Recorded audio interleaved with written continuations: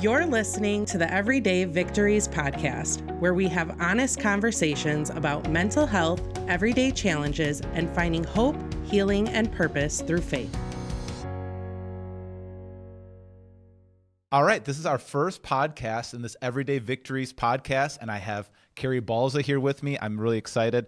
We started this podcast because we had some great conversations with speakers like yourself at our teen group, at our mentoring groups, and I wanted to have everybody be able to hear the conversation. So you just taught a parenting class here, so I wanted to talk a little bit about that. It was really successful, but first, maybe we can have people get to know you. So can you tell us a little bit about yourself, your background, personally, professionally, before we kind of dive into some of these topics?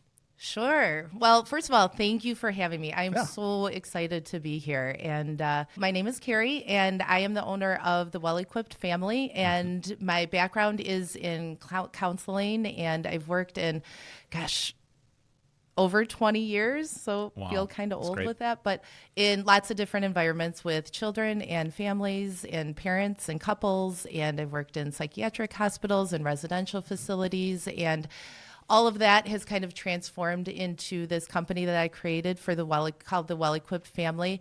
The one kind of common theme that I kept seeing with families over and over again was that everyone was kind of in this survival mode. And I feel pretty passionately that, God did not create us to exist in survival mode. He created survival mode, but for a specific purpose. And we have kind of come to live in that survival mode. And when you're surviving, the joy is gone, and it's just hard, and you're just trying to do whatever you need to do to get through the day. And I feel like God created us to really thrive. And because when we're thriving, then we can do the work He called us to do. And, we can, be there for our families. We can be there for our friends. We can be there for, other people that we can help and serve them with the gifts and talents that God has given us to do. So it's kind of where the Well-Equipped Family was born from. And so you kind of left counseling and went into coaching. You saw families needed more guidance or coaching than just cleaning up the survival mode? Yeah, exactly. And I wanted to be able to reach more people, and this was one way to do that. And we homeschooled our kids when we lived down in Florida. We homeschooled our kids. Our daughter was homeschooled through 6th grade, and our son was homeschooled through 3rd grade. And one of the things that I kind of became passionate about during that time was helping kids develop life skills.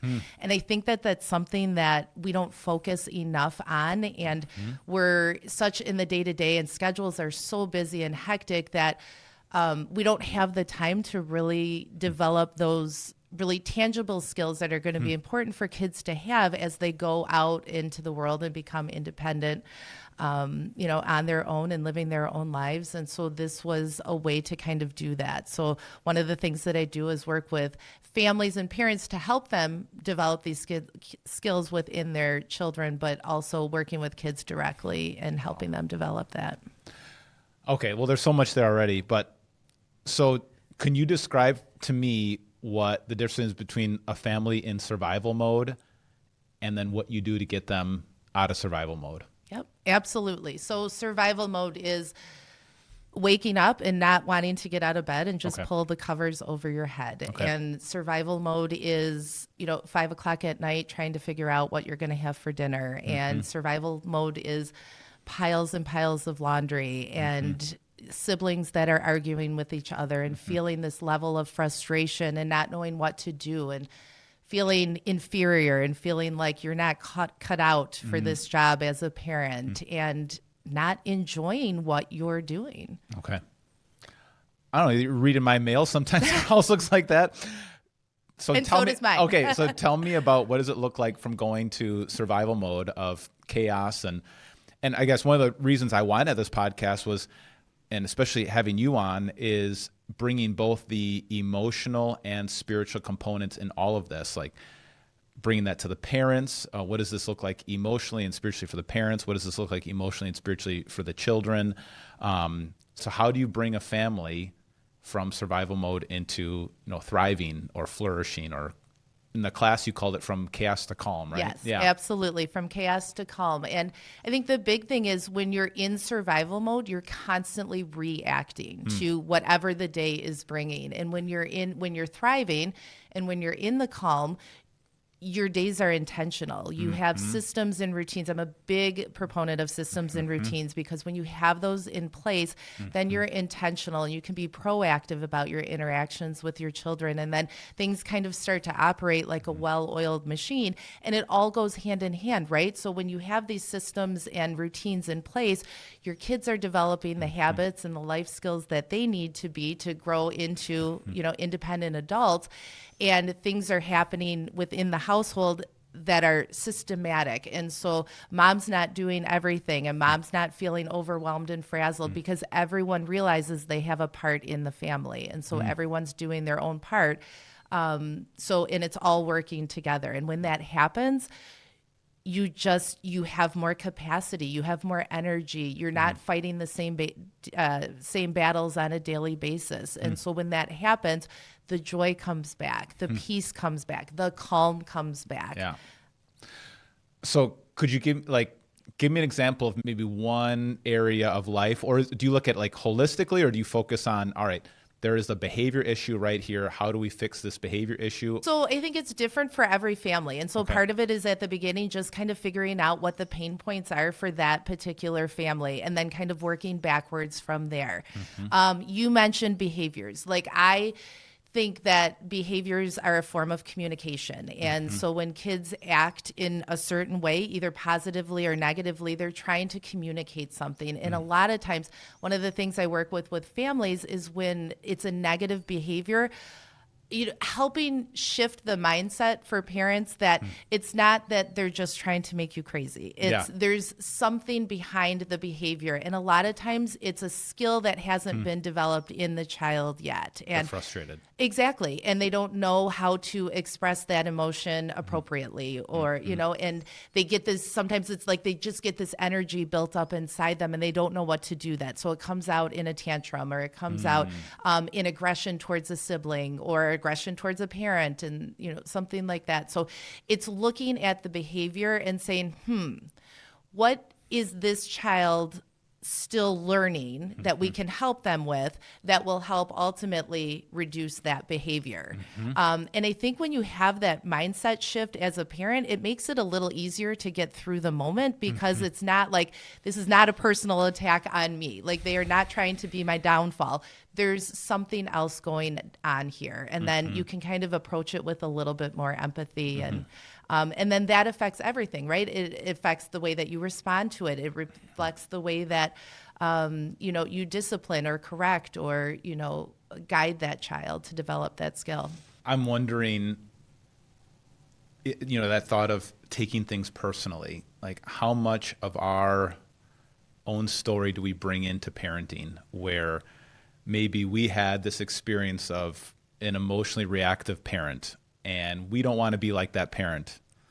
And so then we see, maybe even subconsciously, we see our kid acting a certain way and we react really strongly. I wonder how many times we don't even realize that we're perpetuating generations of reactive behavior. And we're trying to stop something, and yet we're causing it all over again. So how much do you talk to the parents about their own, spiritual and emotional health? Yep, absolutely. And I think that's actually a lot of times where we start from because, and like you mentioned, a lot of that happens on a subconscious level. And I've had this experience before. I don't know if you ever have, but like something will come out of my mouth and I'll be like, that was my mom. And you don't even realize it and, until it's already out and you're like, oh, okay. So, but yes, we are all influenced by how we were raised and our backgrounds. And that definitely influences our parenting style because that's what we know when it comes to parenting. And it's funny because I think a lot of times when parents come to me, they first talk about all of the behavioral issues that the child has. Right. And as we get into it, I think that they're sometimes a little surprised of how much work I actually do with them, as a is the solution to the behavioral problems because when the parents are solid and when the parents, know where they're coming from and they're intentional with their parenting styles and approaches, then the children kind of respond to that. And you see the diminishing of a lot of those negative behaviors. So that is heavily influenced on what you know and what your background is. And you're not tied to that. It's just an awareness. And that's part of the work that I do with parents is kind of helping them understand where their parenting style comes from, like what triggers that, and understanding triggers for the child, triggers for the parents. And the more awareness you have, self-awareness and awareness kind of where your child's behaviors come from, the easier it is to kind of respond to them. Well, I just think, man, this is just such an important thing. I've been thinking about this last couple of weeks where I think in my 20s and 30s, I was very focused on career and professional life, and now it's all about my kids. I'm just thinking about them, and we have a little bit of time left as they keep growing up, and one's already out of the house basically, and the other two are going to be in high school now, and it's just such an important job of parenting, and I just don't think there's anything more important. I think about the blessing that we can pass on to the next generation. I often tell people, like, what you do as a parent will have a greater impact on the world than any career thing you do. What do you think makes a healthy parent, a healthy adult? What do you think parents should be shooting for in their own life to be able to be their best for their kids? Yep. That's a great question, and it's got different layers to it. I think that first and foremost, I remind parents every single time that remember that these children they're your children, but they're God's children. Yep. God gave them to you specifically. And I say that for multiple reasons. One, to remember they are children of God, right? Cannot forget that. And second of all, like, God specifically chose you to be their parents. So therefore, like, that didn't just happen by happenstance. He specifically chose you. And because he specifically chose you, he knows that you are capable of doing what he needs you to do through them to raise them. And I say, it's like kind of our children they're God's children, and we're borrowing them, right? And like a library book, he wants them back someday. Yeah. And so that kind of has to be the foundation of whatever approach you take to parenting, is remembering who your children are. Wow.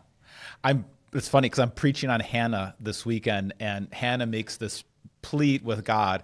God, if you give me a child, I will give this child back to you. And it sounds like a strange vow, but when you say it like that, like, that's exactly what all parents are.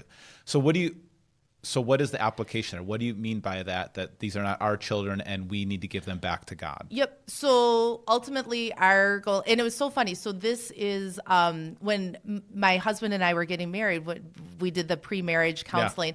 And it happened to be with my father-in-law, who was the pastor, so that was a little pressure. But one of the things that he asked me is, he said, Karrie, what is the most important part of your marriage if God blesses you with children? And I said, well, to raise our children. He said, nope. And I was like, oh, okay. So failed, no. Right? To love my husband with all my heart. Nope. And I was like, shoot. Like, is there a multiple choice here? Exactly. Give me some help. Exactly. And he said, no. He said, your responsibility and your focus is to make sure that you support each other, that you both get to heaven, and any children that God raises you with, that you help them and set them and give them the foundation to get them to heaven and back to heaven again. And that has stuck with me so solidly through everything that I did. Raising my own children, the work that I do with other families, all of that. And so I think, just once again, I'm all about mindset shifts, and that's a big one for me, is like remembering what our ultimate goal is. And so I think because of that, we have to have such a strong spiritual foundation because that's where we parent from, right? And so for us to do that, we need to bring God into the conversation. Okay, we can't think that we are capable of doing this alone.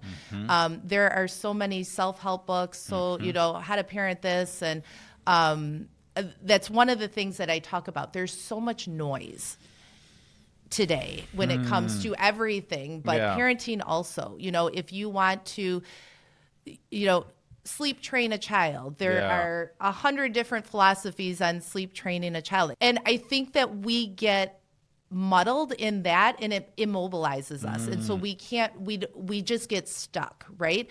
And so I think that we need to eliminate all of that noise and just focus on what's really important. And first and foremost, it's bringing God into the parenting process. And because when you bring God into it, it's not only helping you as parents, but your children are recognizing that also. So one of the things that you talked about was spiritual health, and that is first and foremost. You have to be, sound in your spiritual life, that you can pass that and pour that into your children. One of the things that I always talk about with parents is and to do this with children also, is to kind of start your day with God and end your day with God, right? You can't control what happens in the middle, but if you start the day with your heart focused on God, and if you do that as a couple and you've got that partnership and now you're focused together and focused on God, okay, you are setting the foundation for a good day. You can't control what happens during the day. And with all the chaos that's going to happen through the day, at the end of the day, if that's the last thought before you close your eyes is focused on Jesus, you're setting yourself up for, to have that spiritual resiliency that, you need in parenting, because it's the greatest joy, but it is not easy. It's hard. Wow. So what you do is help people cut through all the noise. There's so much information. There's so many tips. There's so many things. You're saying this, and focus on your spiritual health first, and making sure you're able to be strong enough to pass it on to your children. One thing I taught a class a few weeks ago at a seminar for parenting, and a lot of stuff, I just thought about things I learned from you too. But I said to this group, I said, I didn't teach our kids necessarily how to read their Bibles on their own.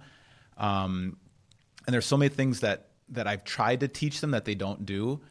But it's so interesting. There's been quite a few times where I've come into their room at night and they're there reading their Bibles. And I'm like, I never told, but they've seen me start my day and end my day reading their Bible. And there's also other bad habits that they do that I do. That's the other thing about having children, is like a mirror for you. But for sure, I think so much of parenting is they're going to do who you are. They're going to repeat who you are. And so do you want to be somebody who's repeatable? Yep. And so I think same thing I heard out in the garage, this pounding noise. I'm out there and Annie's doing the kind of workouts that I do. And I never did a workout with her, or I've done some things with her, but she mostly just saw me do that and she started doing it on her own. And so I think, man, that's something I was just trying to say to those parents, is like, it's not selfish for you to get healthy spiritually and physically and emotionally, because these little children are watching you and they will repeat who you are, even more than what you say. I don't know, what do you think of that? 100%. And I always tell families, and specifically parents, live your life out loud. Don't do things behind the scenes. When you pray out loud, and do it all day. If you need a minute, take a minute and pray, and or tell your kids, I need a minute. I need to go have some God time I'll be right back. Right. But I think sometimes if, one of the other things is disagreements between a husband and wife. I said, kids should see that. Kids need to understand that, parents don't always agree. We're sinful, right? And we get stubborn sometimes, and it's but it's how you do it, and how you come back to it and reconcile, and how you ask for forgiveness, and how you give grace and you show grace. Those are all huge skills that sometimes parents feel this need to be perfect.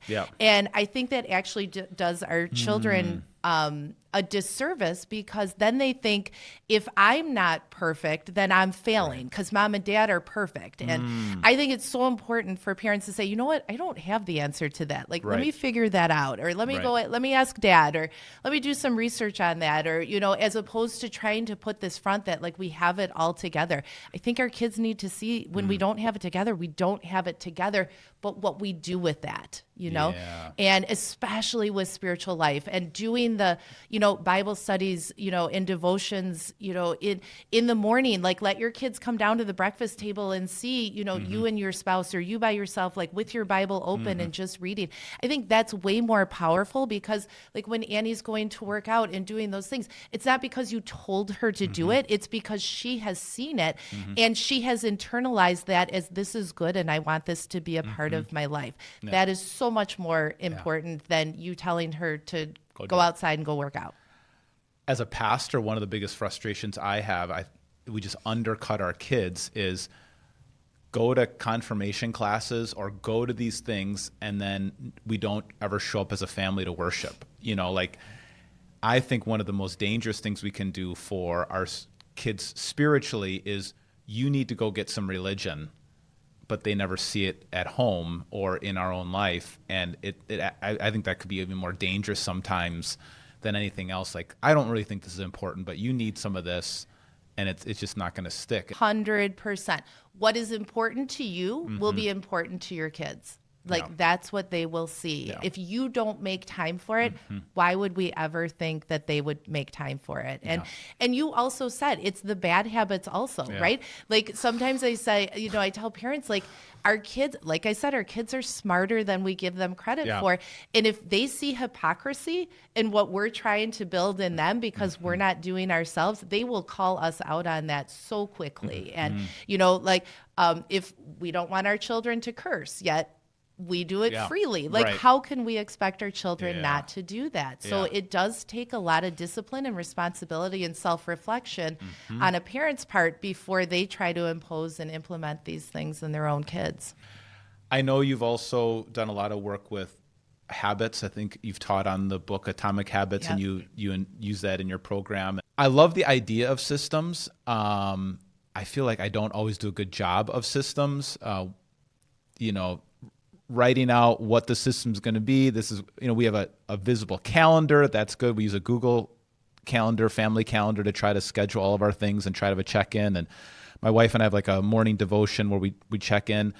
For me, I think systems work when I put things that are visible. Like, when I bump into things that I want to happen in my life, and I know James Clear talks about that in the Atomic Habits book, like, if you want to work out, put your gym bag right by your bed so you trip over it on your way out, out of the way of the day. And I think that's kind of what Moses is talking about here. And so I just want to read a little bit from Deuteronomy, and then we could talk about this and what you think about this. But he says, "Hear, O Israel, the Lord our God, the Lord is one. Love the Lord your God with all your heart, with all your soul, with all your strength." And so, that's kind of Jesus says that's the greatest commandment, to love God with everything you got. There's one God, give him everything that you have. And then he says, "These commandments I give you today are to be on your hearts." So back to that idea. First, it has to be yourself. You can't just say this is good for our kids, but can't have that hypocrisy. First, let it be important to you. And then, verse 7, impress them on your children. It's a good idea, but how do you do that? He says, talk about them when you sit at home and when you walk along the road, when you lie down and when you get up. Tie them as symbols on your hands and bind them on your foreheads, write them on your door frames and on your house. So when I've taught this, when you sit at home, I think about sitting down for meals. And so I said, put the devotion book on the table so that when you're done eating, it's right there. You don't have to go looking for it. You don't have to think about it. When you walk along the road, I think about the car rides. Instead of having them looking at their phones or whatever. When you lie down, think about nighttime prayers or nighttime devotion, whatever you want. And when you get up, morning prayer. I don't know. What do you think about what Moses is writing here. How would you apply that to families? What do you think? I mean, he is the original atomic habit, That's right? Yeah. So yes, and that is what it is. And one of the things with forming a habit is repetition, right? And doing something over and over again so that it creates that, if we want to talk physiologically, that neural path in your brain, it creates that connection. And so repetition is a big part of that. Think of it this way. If someone came up to your child and said, tell me about your parents, what would they say? Right? Well, what would come to their mind, right? Like what would be important? And I think that it's an important question. And depending on your child's age, they may or may not be. Yeah. But think about it. Like, what do you think that they would say? And is what they would say what you want them to reflect and what you want them to be gleaning from you? And so it should be completely clear to your child what you stand for and what's important to you. And that's because you're living it out daily. And like I said, living your life out loud so that they see it, they hear it, they feel it. I think about how important those family devotions have been. Now that our lives are kind of crazy and Shelby's at college, we can't. But when we get back together and eat a meal together, it's just precious. But we don't eat meals enough together anymore because there's so many activities. But they talk about that as being like foundational for them. And so if there's any young families here, like hold those like family dinners or whatever day of the week you can get and whatever meal you can. I think that's so important. And the nighttime prayers, I don't know about you, but especially when our kids were little, it just stuff came out at night that they were worried about or they were sad about or happy about, where you just couldn't get that out of them during the day.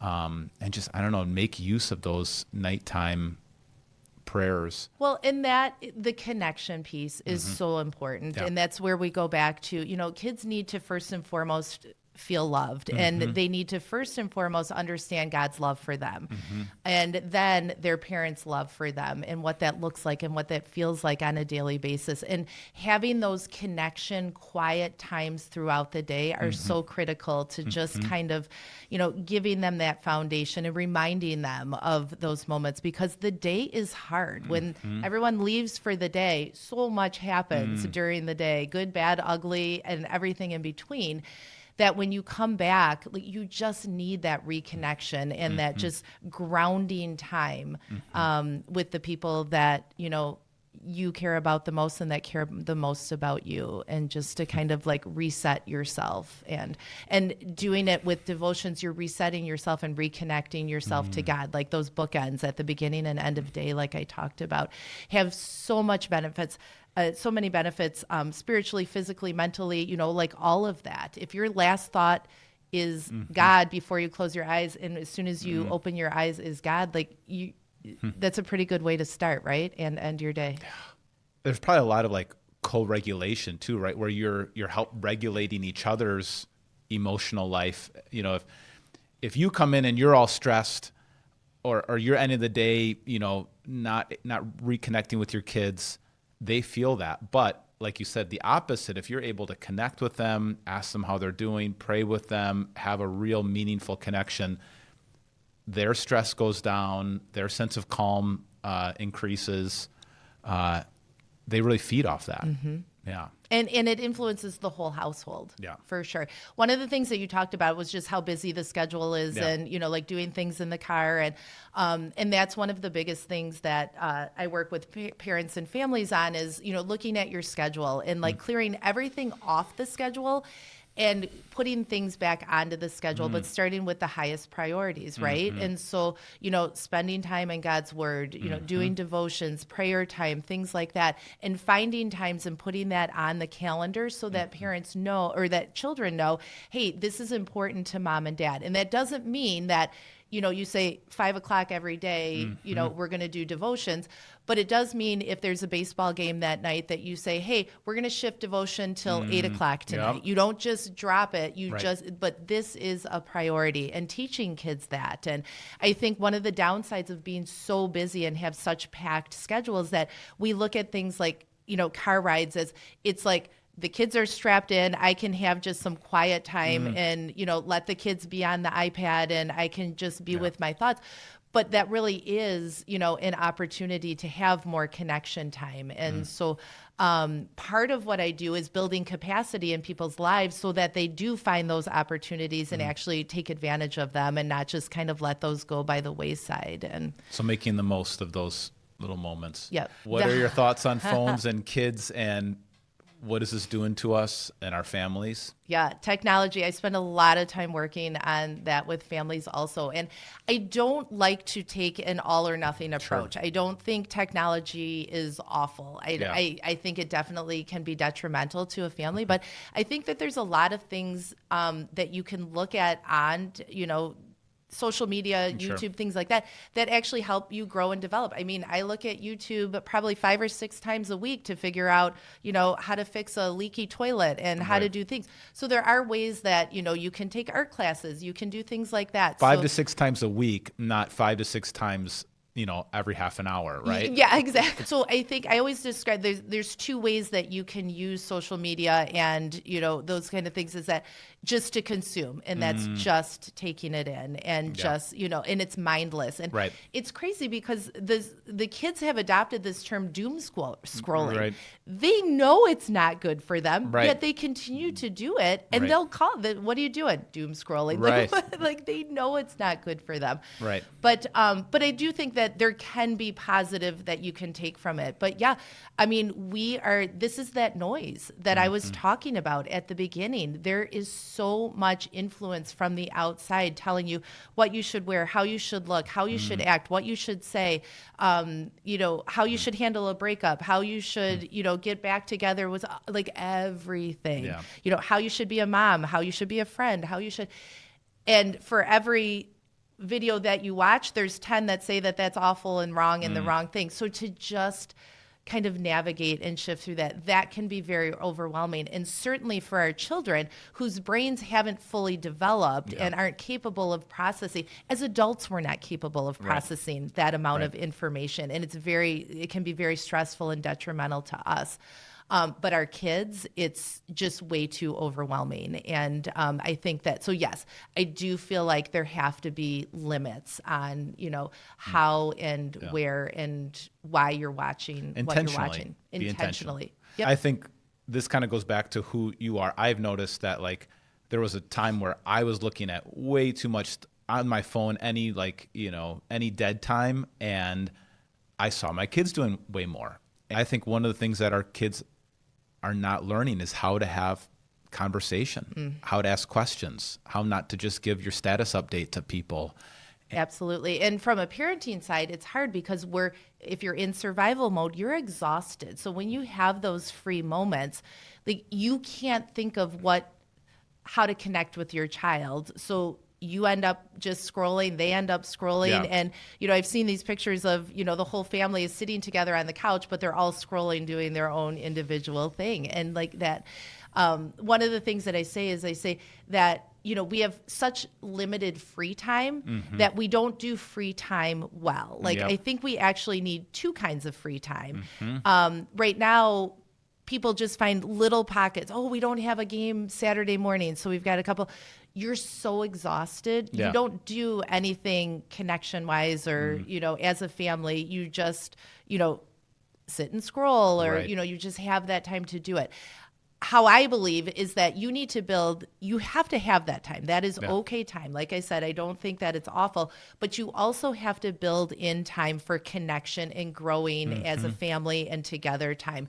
So you need those 2 kinds of free time. What would be an example of connection time and growing time as a family? What are some things you encourage families to do? Going to take a hike, having a game night, having a movie night, making a meal together, finding something a project that you want to work on together, build something, whatever, depending on the age of the child that's going to change significantly. But, just reading together. Yeah. I remember pre-children, my dream was for my family on a Sunday afternoon after going to church and coming home and getting in comfy clothes was to all of us be sitting on the couch, reading either together or even just reading different things, just having that time to connect and whatever that looks like for you, taking a bike ride, a hike, anything, building something, reading something, creating something, going to a museum, whatever that is.